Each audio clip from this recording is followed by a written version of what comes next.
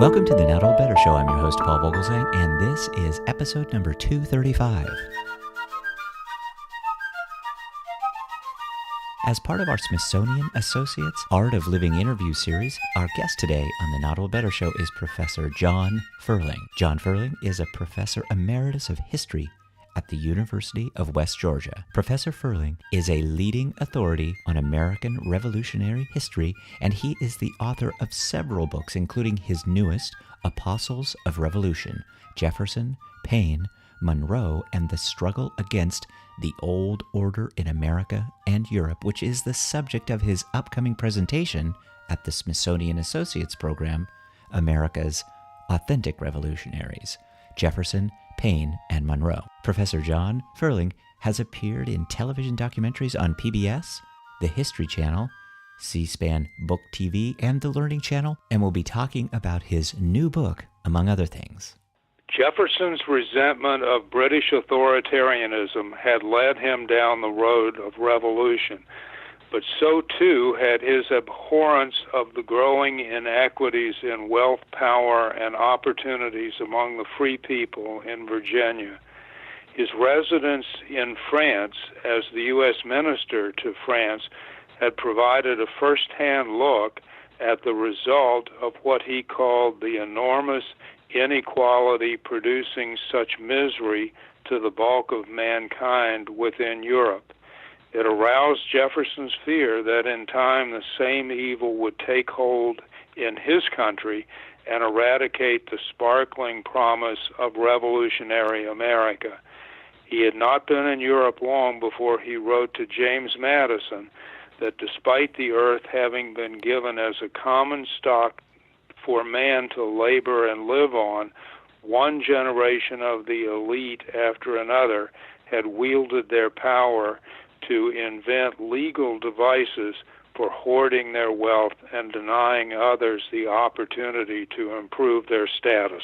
That, of course, is our guest today, Professor John Ferling, who will be at the Smithsonian Associates program presenting America's Authentic Revolutionaries, Jefferson, Paine, and Monroe, which will be available at the Smithsonian program for purchase and signing July 24th, 2018 at the Ripley Center in Washington, D.C. Please join me in welcoming to the Not Old Better Show via internet phone, Professor John Ferling. Professor John Ferling, welcome to the show. Well, thank you for having me.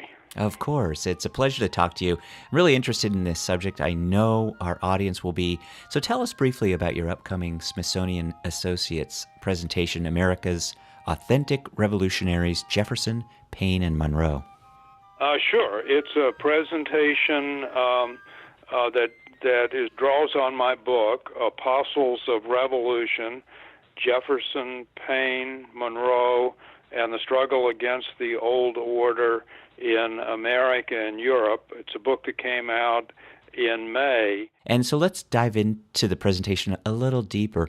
Why these three? Why Jefferson, Paine, Monroe? What was it that fueled their revolutionary passions? Sure. Well, I chose these three for a number of reasons.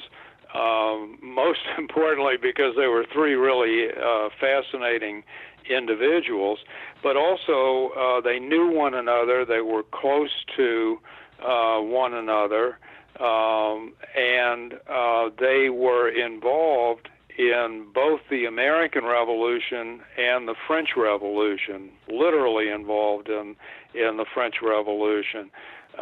So they were three really active individuals, and I think by looking at these three, I was able to demonstrate that there was a really radical edge to the American Revolution. And that might seem sort of odd to put it that way, but America was composed of people who had very different views of the American Revolution. About 20% of the people living in America didn't support the revolution at all. They remained loyal to England. And a number of people who supported the insurgency against Great Britain even supported the war against Great Britain, did not favor independence. And some who favored independence wanted America to break away from England, but they really didn't want very many changes in America. Socially and to a large extent politically, they wanted America to remain as it had been in the colonial period. And there were others who supported independence and thought they wanted change in America until changes began to occur, and then they were frightened by the changes, and they began to try to erect bulwarks against change. But then there were people in the Revolution like Jefferson and Tom Paine and James Monroe who favored independence, and they favored it because it was the only way they could bring about change. I should say they obviously were aggrieved by things that the British were doing. That led them to protest, but also they wanted changes in America, and they knew that the changes could never come about as long as America remained within the British Empire. So ultimately, I think the major reason I chose these three was to look at that radical side of the American Revolution. Let's talk about the change a little bit. What change did the three bring about? Has it been long-lasting? And how did their own thinking evolve after 1776? Sure. I think each of them probably saw different things from the American Revolution, but in Jefferson's case, I think Jefferson saw that England was dominated by a small oligarchy, and he saw evidence that Virginia was going in that direction well before 1776. And so he wanted to bring about changes, and the changes that the principal change that he wanted was to broaden the electorate in America so that all free men would be able to vote. So he was really moving toward democracy in America. And once independence is declared, and of course Jefferson has something to do with independence, he's the principal author of the Declaration of Independence, he left Congress and came back to Virginia and began working for changes in Virginia. And he was able, I think, to bring about a number of changes. Maybe the principal change was to bring about a statute. It took about 10 years for it to be realized, but a statute that provided for religious freedom in Virginia. And he also was able to revise the criminal statutes in Virginia so that whereas about 20 crimes were punishable by capital punishment before the Revolution, only 2 crimes were punishable by capital punishment after the 1770s. He wanted to give for the state to give land to all of the landless adults, at least male adults, in Virginia. Wasn't able to bring that about, but he was able, with the help of others, to open up Kentucky, which at that time was a part of Virginia, sort of the western frontier of Virginia. And land was cheap there. People could move out, and almost everybody could become a landowner. And as a landowner, they would meet the property qualifications to vote. And so Jefferson, I think, paves the way for democracy to come about in America. In Paine's case, Paine was not originally from America. He was born in and raised in Thetford, England, which was a small town about 50 miles northwest of London. And his father was an artisan, a skilled craftsman, and Paine was earmarked for that role himself. And he lived in a town where only 1% of the population could vote, and he, like Jefferson, felt that England was dominated by an oligarchy. It was dominated by a king and by a titled nobility, and that they protected themselves and everyone else paid the piper for that, so that the opportunities to pursue what one wanted to do were extremely limited in England. And Paine, in his famous pamphlet Common Sense, published in January 1776, talks about the birthday of a new world. We have it within our power to change the world, he says in that pamphlet. So that Paine was, if anything, I think even more radical than Jefferson at that point in time, and sought a sweeping revolution that would usher in just untold changes. Monroe was different in the sense that in 1776 he was an 18-year-old college student. So I don't think his views had really been shaped particularly at that point. But he goes off and soldiers during the Revolutionary War, and literally almost paid the ultimate sacrifice. He was in a number of battles, and in the Battle of Trenton on Christmas night, 1776, he was seriously wounded. He took a bullet in the shoulder that severed an artery, and luckily for him, there was a physician nearby who knew how to repair the damage, and Monroe's life was saved. But Monroe, because he soldiered, and as I said, soldiered in a number of engagements, was able to help win the Revolutionary War. And it was one thing to declare independence in 1776, but you had to win independence. And it was through the sacrifice of men like Monroe, who soldiered during the war, that independence was eventually realized. We are with Professor John Ferling. Professor Ferling is going to be at the Smithsonian Associates presentation July 24th. That's coming up. It'll be at the Ripley Center. We'll put links up to where you can find information about the presentation, more information about Professor Ferling, as well as information about his new book, Apostles of Revolution, Jefferson, Paine, Monroe, and the Struggle Against the Old Order in America and Europe.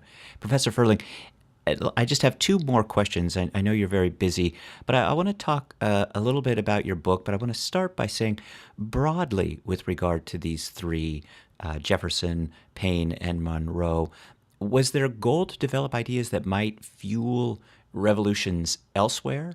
And were these ideas successful? Well, to a point, they were. I don't think Jefferson or Monroe thought in those terms in 1776, but Paine certainly did. And Paine was hoping from the beginning that the American Revolution would spark changes in England, revolutionary changes in England. There was a vibrant reform movement in England, and Paine, who lived in England until he was 37 years old, and that's when he migrated to America. Paine was part of that reform movement and got many of his ideas from that reform movement. So Paine, I think, from the beginning, sees the American Revolution as something that will, hopefully, if it succeeds and it pans out, it will trigger a revolution in England, and then once the Revolutionary War is won, and the revolution appears to have succeeded, Paine certainly hoped that the revolution would spread elsewhere. And once Jefferson went to France as the U.S. minister to France, and he lived in Paris from 1784 to 1789, a bit more than 5 years, and he traveled extensively while he was there. And on his travels, Jefferson saw a degree of poverty that he said he had never seen before in America. I think what he was, because certainly there was a great deal of poverty involving slaves, but I think what Jefferson probably meant was that among free people he had never seen such a degree of poverty. And so Jefferson concluded that the poverty was due to a poor distribution of wealth and of power, and the fact that just a small oligarchy controlled everything in France. So at that point, Jefferson, I think, like Paine before him, became an apostle of revolution in France. He hoped that a French Revolution would come about, and when it did, when it begins in 1789, he's hopeful that it will succeed. And Monroe eventually goes to France as a U.S. minister to France himself. In fact, he literally follows in Jefferson's footsteps time and again. They both had been members of the Virginia Assembly. They both were members of Congress. They both were ministers to France. They both served in a presidential cabinet. They both served as governors of Virginia, and eventually both were presidents. But when Monroe goes to France, he does what he can to convince the French that America's in its corner and that America supports the French Revolution, and he's hopeful that the French Revolution will succeed. Unfortunately for Jefferson and Paine and Monroe, while the French Revolution got off to a good start and it abolished much of the many of the evils of the old order, beginning in 1794, it turns really radical and bloody, and the revolution begins to devour revolutionaries in the Reign of Terror. And Paine himself, who was living in Paris at the time, was nearly devoured in the Reign of Terror. He's imprisoned in the Luxembourg prison for 10 months and was ticketed for the guillotine and was just fortunate to survive.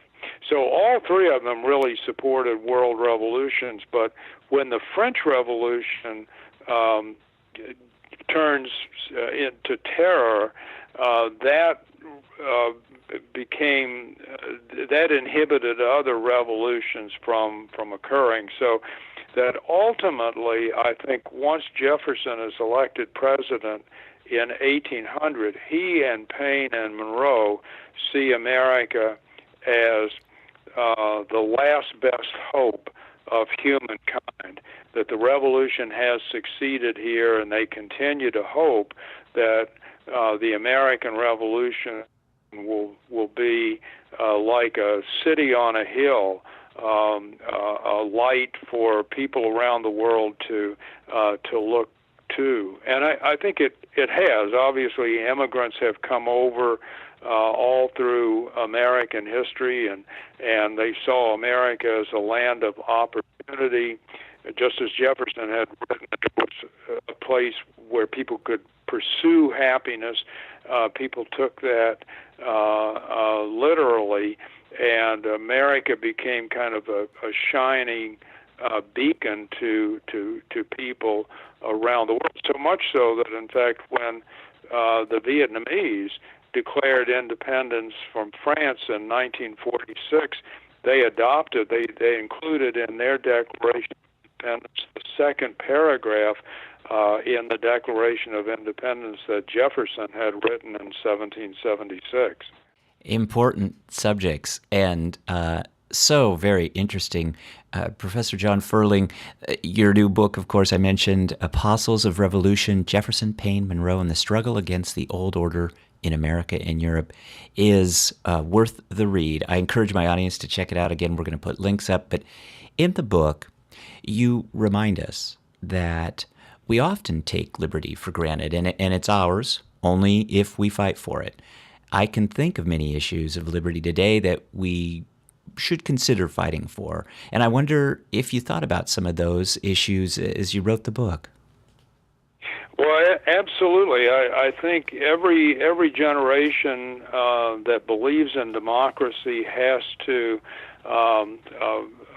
realize that there are dangers posed to democracy and not take democracy for granted. And in particular, I think in our lifetime, we have found our politics just suffused with money, that it now takes on average about $10 million to be elected to a U.S. Senate seat, and it takes on average about $2 million to win a seat in the House of Representatives. And so I think we are in danger of becoming a country that's dominated by an oligarchy, just as Jefferson and Paine and Monroe felt that England was an oligarchy and threatened to establish oligarchical rule in the colonies before 1776. And in fact, roughly the same percentage of people that controlled the bulk of the wealth in England in 1776 control the bulk of the wealth in the United States today, and that's like the wealthiest 10% of the population controls about 90% of the wealth in the U.S., and that's about what it was in England when the revolutionaries revolted against England. So when this is a book that looks at the radical side of the American Revolution, and you can call it radicalism if you wish, to oppose oligarchy and to support democracy, but that was what these apostles of revolution were seeking. Professor John Ferling, thank you so much for being so generous with your time today. We're looking forward to seeing you July 24th at the Ripley Center in Washington, D.C. But thanks again, Professor Ferling, for your time, and we'll see you on July 24th. All right. Well, thank you for having me, Paul. Thank you. My thanks as well to the Smithsonian team for all they do to support our interviews.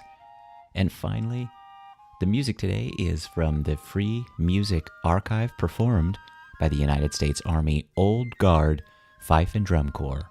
Thanks so much to everybody.